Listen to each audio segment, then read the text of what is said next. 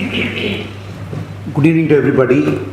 Councillor Madam Sharmila, who is very instrumental in getting us all together here, and friends from the British Tamil Forum, BTF, and especially its General Secretary, Sri Ravi Kumar Ji, and very respected British parliamentarians, Lord John Mann, Right Honourable John MacDonald Ji, the MP from Scottish National Party, Sri Martin Day Ji, and all eminent members who have come as part of the Sangamam team from Tamilnadu, and the members of civil society.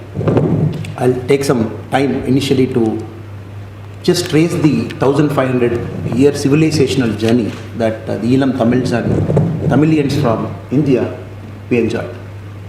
Pattinapalai, very ancient text in Tamil Nadu, written in Tamil 1400 years back. It uses a phrase called Elathu Unavum Kalagathu Akkamum, where we talk about the food from Elam, from the northeast part of Sri Lanka, the food coming to a port in Pumbuhar. And 1400 years back, a text in Tamilnadu in Tamil mentions it.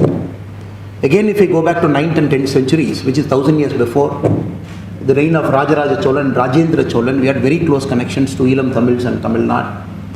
And if I go one step further again, the modern Vishwaguru, Swami Vivekananda, after his very historic Chicago speech, instead of coming to India first, he chose to go to Sri Lanka first in 1897. He addressed the Jaffna Hindu College about the culture, the close connection that Sri Lanka and India enjoys, and specifically the Elam Tamils and Tamilians enjoy. And the second stop, he came to India. Then, what happened very unfortunately post 1947 is a very unfortunate thing. This issue is not a one-year issue or not a decade-old issue. It's almost a 85-year-old issue. When Sri Lanka got independence, we all know the Tamils of Sri Lanka, the north and eastern part of Sri Lanka, they had a very disproportionate number in civil service, in judiciary, in business. Only because it was a very fair competition, the Tamil Elam friends and brothers, they enjoyed a very disproportionate presence, only because of a merit-based competition. 1948, the new country of Sri Lanka brought an amendment to the Citizenship Act, thereby rendering millions of Tamils overnight stateless and homeless. That issue took about almost 2 decades in the Sastri time through the Sastri Pact to get solved. And right now as we speak, there are millions of our friends Sri Lankan Tamils settled in parts of Tamil Nadu, Kerala, Karnataka because of the Sastri Pact when India agreed to take the stateless Tamils back to our country. Then if we go one step further, after the Civil War, specifically the 1987, the Indo-Sri Lankan occurred, for which India is supposed to be a guarantor of its implementation in full letter and spirit, and thereby agreeing to whatever our Prime Minister in 2017 spoke to Sri Lankan, they combined both the houses. Then if you go one step further, 2009 was a very terrible year for everybody. As a politician in Tamil Nadu, I keep blaming the then central government in 2009 for failing to do its duty, for failing to be the country which could have stopped its war, prevented killing of millions of people, which India failed to do in 2009. Post 2014, when our Prime Minister Sri Narendra Modi ji started coming in, that is the time we are seeing a very new hope, which is a continuity of this thousands of year-old civilizational continuity we have. Our Prime Minister Narendra Modi ji was the first Indian politician to use the word called civilizational twins. He said India and Sri Lanka are sisters from the same mother. And it is not a question of a big brother and a small country next to each other. This is not a question of India trying its strategy over Sri Lanka to win over the hearts.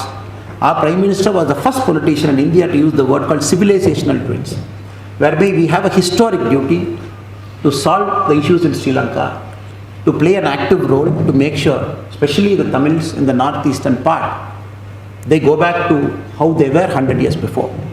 If I can trace back the last 9 years of what India was able to do inside Sri Lanka, and millions of rupees of money poured into Sri Lanka, just to make sure the northeastern part of Sri Lanka gets stabilized.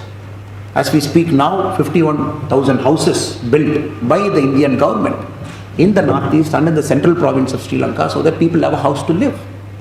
And more importantly, post that, India, just now we have opened the cultural center in Jaffna at a cost of 120 crore Indian rupee, and which the Prime Minister believes the rich culture of Jaffna should get preserved through that center, whereby even 1000 years from now, the richness of Jaffna should go to the next generation also. the rail link from Colombo to Jaffna, again India got in. And Prime Minister firmly believes to solve the problem in Sri Lanka, the people-to-people contact needs to be strengthened. After 1987, the Accord, and before that, after the unfortunate cyclone that we got, whereby the railroad got washed away, almost 25 years there was very little human people-to-people interaction between Tamilnadu and the northeastern part of Sri Lanka. Anybody has to go to Sri Lanka, you have to go to Colombo, then travel about 6-7 hours to go to northeast, which is very culturally connected to you. In the last 3-4 years, India has made very major strides there. The Jaffna-Palali airport got built with a soft loan given by India. The flights were operating. During the COVID time, the flights got stopped. Again, India put pressure. The flights got restarted again now. And India is very clear.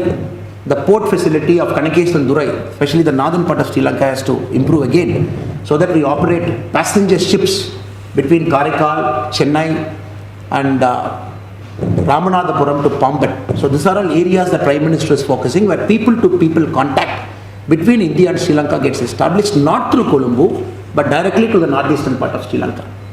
As we speak now, the Kanakeshandurai port thing is almost through. On any point of time, we expect the first passenger ship to sail from Karaikal to Kanakeshandurai, which sir was mentioning that he made it as an agenda point. The flights are flying from Chennai daily to Palali airport, where lot of Tamils from Tamil Nadu, lot of Tamils from the Elams, they both fly to different parts of each other. And more than that, in the Sri Lanka debt trap crisis that happened in the last 1.5 years, very, very unfortunate. India fulfilled its duty, civilizational duty, by supporting Sri Lanka with about $3.8 billion of soft loans, 40,000 metric ton of diesel and petrol, sending vegetables, critical supplies of medicine, where India literally stabilized Sri Lanka from collapsing. So this is the historic arc I wanted to trace.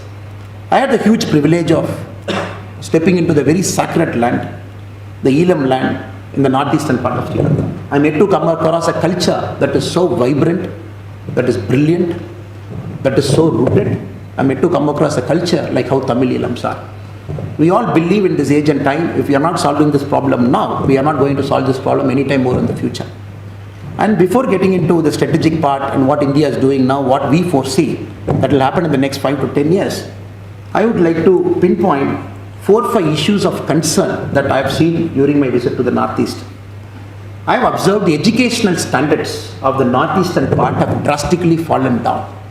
The same area 10-15 years before, the students, the Tamil Elam students from the Northeastern part, who are able to top most of the Sri Lankan examinations, the last 3-4 years of central examinations, they seem to fare very poorly and they are in the bottom percentile. This I believe is very, very dangerous.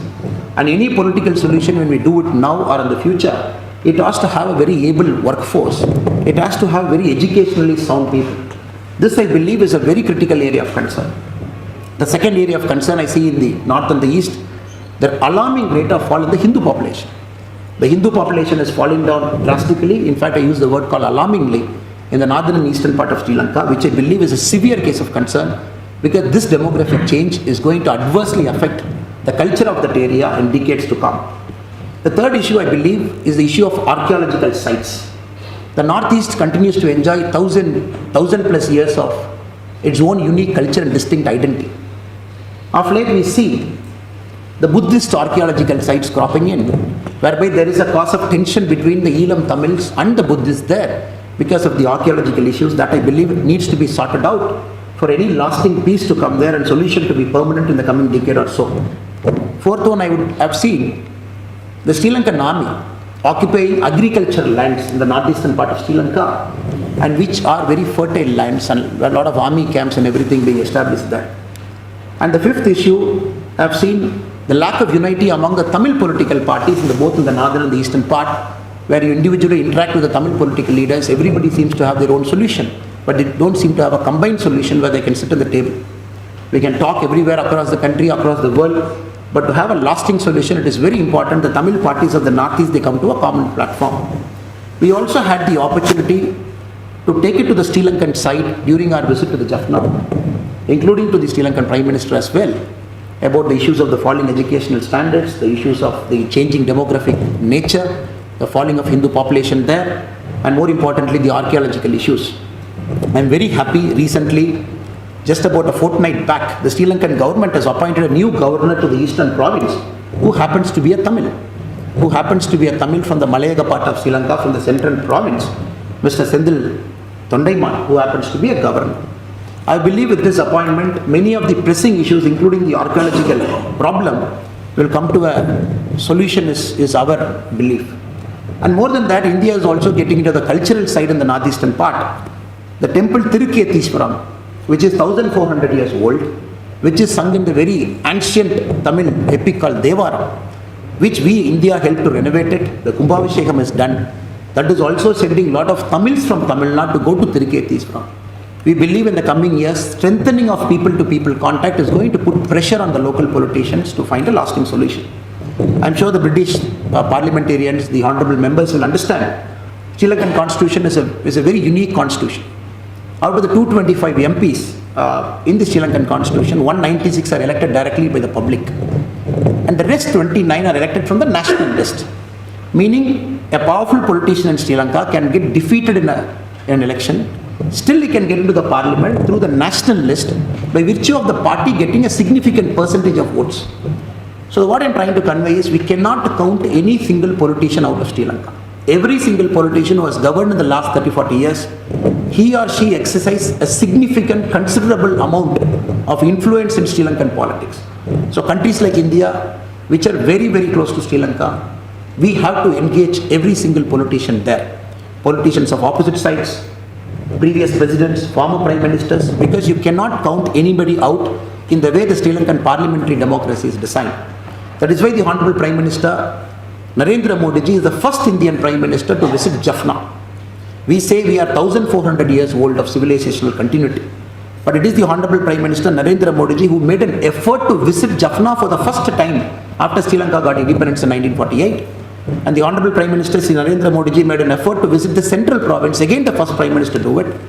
And the Honorable Prime Minister has said in very clear and categorical terms that the lasting solution for Sri Lanka is the complete and full implementation of Article 13, and India stands guaranteed to the accord signed in 1987 between the two governments. Under External Affairs Minister Mr. Jaishankar, as late in 2023, a couple of months back, when he met the Sri Lankan Prime Minister also, India has reiterated that Article 13, the complete implementation is also expected. But we all know in the era of power politics, the China model of debt trap, the string of pearls theory, the China's heavy investment inside Sri Lanka, right from Hambantota to Colombo to the northeastern part, right up to creating of new ports there.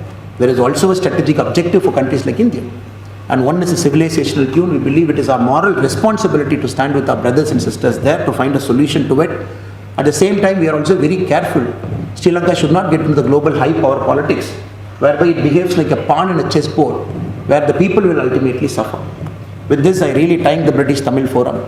And one thing I can assure on behalf of our party, and we have been very vociferous over the last 2 years, and we have been putting pressure on our own government, including a delegation from our party in Tamil Nadu, where we happens to be the ruling party in India. We have given a delegation on behalf of Tamil Nadu BJP. We have given a representation to our External Affairs Minister that Article 13 has to be implemented in a speedy fashion. No more delay is unacceptable to the people of Tamil Nadu, because we believe after what happened in 2009, where India also played a direct part, where India would have easily stopped it, it is important that India solves it now. So we completely agree with many of the things that you have said. At the same time, coming from India, we are also very careful, because we have to work across the political parties. We have to develop a degree of trust, because the borders between both the countries is just 25 kilometers away. And every day the fishermen from Tamil Nadu get arrested in the northeastern part of Sri Lanka. As we speak now, 22 of our fishermen from Tamil Nadu are in Sri Lankan jails, arrested 2 days back for getting into Sri Lankan waters. So we are also very careful, very cognizant of it. And we also believe forums like British Tamil Forum, with the support of the honourable members of parliament here, with the support of the global civil society, you are exerting the pressure that is supposed to be exerted. But we are very confident. We stand with you. We also need a solution. We want them to live in peace. We don't want this great culture to get disintegrated. With the falling levels of educational standard is an alarming cause. When you find a solution 5 years from now, we should have people there. We should have quality of people there. We should have good quality of educated people there to build back the economy, which we believe right now is not happening. That is why parallelly also the Indian ambassador Mr. Gopal Bagle and all our leaders there present in the Indian embassy, we are urging the Indian corporates to go and set shops in the northeastern part of Sri Lanka, create employment, bring a degree of stabilization there. With this, I end my speech.